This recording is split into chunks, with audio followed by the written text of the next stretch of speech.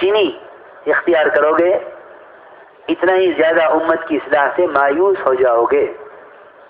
یہ میں حقیقت عرض کر رہا ہوں. راہب وہ ہوتا ہے جو مخلوق سے کٹ کر خالق سے جڑا ہوا ہے. اس میں تفصیل میں جانے کا وقت نہیں ہے، ورنہ اس سے متعلق بہت تفاصیل موجود ہیں کہ خلوت امت کو چھوڑ کر یہ امت کی اصلاح کی طرف سے واقعی مایوس کر دیتی ہے. کیونکہ آپ کو معلوم ہونا چاہیے، قرآن کی ایک آیت کا ترجمہ میں کرتا ہوں جس میں ایک جماعت ایک ایسی قوم کو دعوت دینے چلی جن کی ہلاکت کا اللہ نے فیصلہ کر لیا تھا ان کے گناہوں کی وجہ سے. تو اس زمانے کے صلحاء نے، نیک لوگوں نے کہا اس جماعت سے لِمَ تَعِظُونَ قَوْمًا اللَّهُ مُهْلِكُهُمْ، کیوں دعوت دینے جا رہے ہو ان کو جن کو اللہ نے ہلاک کرنا طے کر لیا ہے؟ کوئی فائدہ نہیں ہے، جاؤ واپس، اب وقت نہیں ہے کام کرنے کا، اب وقت نہیں دعوت دینے کا، اللہ نے ان کو ہلاک کرنا طے کر لیا ہے. دعوت دینے والے نے کہا ہمیں اب بھی امید ہے کہ تقوی پر آ جائیں گے. صلحاء نے کہا اس قوم کی کہ اب دعوت دینے کا وقت نہیں ہے. میری بات سمجھ آ رہی نہیں آپ لوگوں کے؟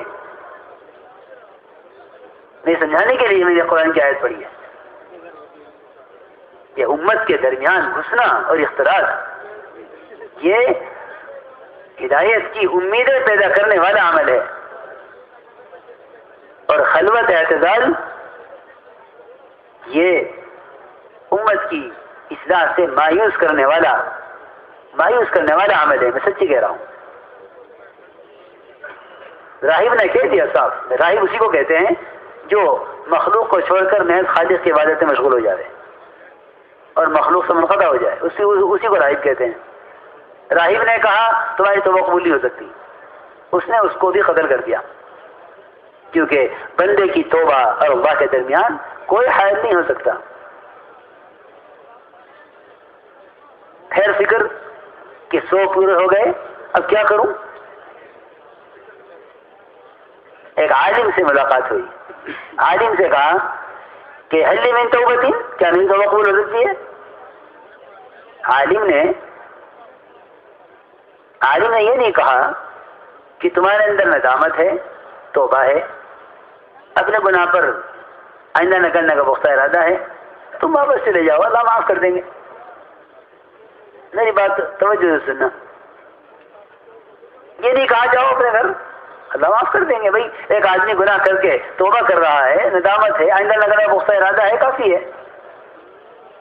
عالم نے کہا اگر توبہ چاہتے ہو اپنی تو بستی چھوڑ کر نکل جاؤ. بھائی روایت اسی طرح ہے نا، ابھی بستی چھوڑ کر نکل جاؤ. کہاں نکل جاؤ؟ فلاں فلاں بستی میں جاؤ. رخ بھی طے کر دیا. ادھر یہ نکلا، ادھر وقت پورا ہوا زندگی کا. اللہ تعالیٰ نے اس کے اس ارادے پر اس زمین سے فرمایا کہ تو سمٹ جا جہاں جا رہا تھا، اس زمین سے فرمایا تو پھیل جا جہاں سے آ رہا تھا. اس کی نہ فرشتوں کو خبر نہ مرنے والے کو خبر. اللہ تعالیٰ نے اپنے راہ میں نکلنے والے کی مغفرت کے لیے زمین کے نظام کو بدل ڈالا اور فرمایا فرشتوں سے نپائی کر لو، جس علاقے کے یہ قریب ہو رحمت کے فرشتے اس کو لے جائیں، اگر اپنی بستی کے قریب ہے تو اللہ کے فرشتے لے جائیں. مشہور واقعہ ہے. میں عرض کر رہا کہ میں نے ایک بات کہی تھی، آپ کو یاد ہوگی نہیں ہوگی، اب تو سننا سنانا ہی رہ گیا ہے. میں نے کہا تھا اللہ کے راستے کی نقل و حرکت یہ توبہ کی تکمیل کا سبب ہے. لوگ کہتے ہیں تبلیغ میں تزکیہ نہیں ہے. جو کام ہے ہی تزکیے کے لیے اس میں تزکیہ نہ ہو، جو کام جس کام کو کرنا ہی تزکیے کے لیے ہے اس میں تزکیہ نہ ہو. میں نے 4 چیزیں عرض کی ہیں: مغفرت، ہدایت، تزکیہ اور تربیت. یہ چاروں چیزیں اس نقل و حرکت کے اندر مطلوب ہیں بشرطیے کے بقول حضرت کے کہ اس کی نقل و حرکت سورج کی طرح ہو، جس طرح سورج روشنی کے ساتھ حرکت میں ہے، یہ ان اعمال اور اس مزاج کے ساتھ حرکت میں ہو، تو اللہ رب العزت نے اس کا وعدہ کیا ہوا ہے، اس کا وعدہ کیا ہوا ہے کہ میں اس کی وہ مدد کروں گا جو مدد میں نے نبیوں کی ہے، کیونکہ اللہ تعالی کی طرف سے بعد والوں کی مدد انبیاء علیہ السلام کی مدد کے انبیاء علیہ السلام کی مدد کے برابر ہے، اصولی بات ہے۔ آپ نے اللہ نے صاف فرمایا ہے کہ ہم مدد کریں گے رسولوں کی اور مدد کریں گے پر ایمان لانے والوں کی اور قیامت تک کریں گے۔ بلکہ ایک حدیث میں تو یہ فرمایا آپ نے اپنے صحابہ سے کہ میرے جو تمہارے بعد آئیں گے ان کی مدد ایک کی مدد 10 کے برابر ہوگی۔ صحابہ نے عرض کیا یا رسول اللہ ان میں سے 10 ہم میں سے 10؟ فرمایا نہیں، تم میں سے 10 کے برابر۔ اور یہ فرمایا ایک حدیث میں کہ جو تمہارے بعد آنے والے ہیں ان میں سے ایک آدمی کو اجر 50 کے بقدر ملے گا۔ صحابہ نے عرض کیا یا رسول اللہ ان میں سے 50 ہم میں سے 50؟ فرمایا نہیں، تم میں سے 50 صحابہ کے بقدر ایک مومن کو عمل پر اجر اور 10 صحابہ کے بقدر ایک مومن کی مدد۔ لیکن میرے دوستو عزیزو، مدد کے نزول کے جو اسباب میں نے عرض کیے ہیں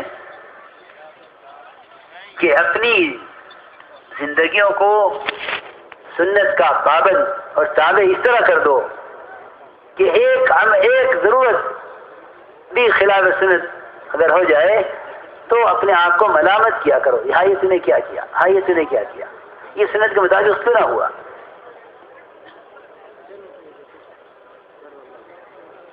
اس لیے میں نے عرض کیا ہے کہ نقل و حرکت کا کوئی متبادل نہیں ہے۔ دیکھو یہ بات یاد رکھنا، اس کام میں خروج ہی اصل ہے،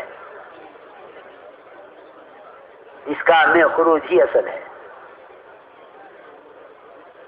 نفر اللہ کے امر کی وجہ سے ہے، انفرو اللہ کے راستے میں نکلو، ہر حال میں نکلو، ہلکے ہو یا بوجھل۔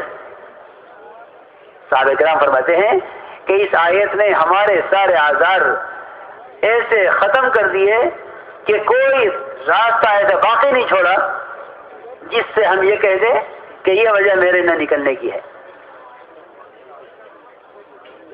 اس لیے میرے دوستو عزیزو، اللہ کے راستے میں نکلنے پر خرچ کرنا، یہ عجیب بات بتاؤں آپ حضرات کو، کہیں بھی قرآن میں زکوٰۃ کے علاوہ نفلی خرچ نہ کرنے پر ہلاکت کی دھمکی نہیں ہے۔ ہاں زکوٰۃ نہ دے کوئی تو واقعی ہلاکت ہے، لیکن زکوٰۃ دے اور نفلی صدقات نہ کرے، بے شک اس کے فضائل تو قرآن میں ہیں، لیکن انفاق نہ کرنے پر ہلاکت کی دھمکی یہ کہیں نہیں ہے۔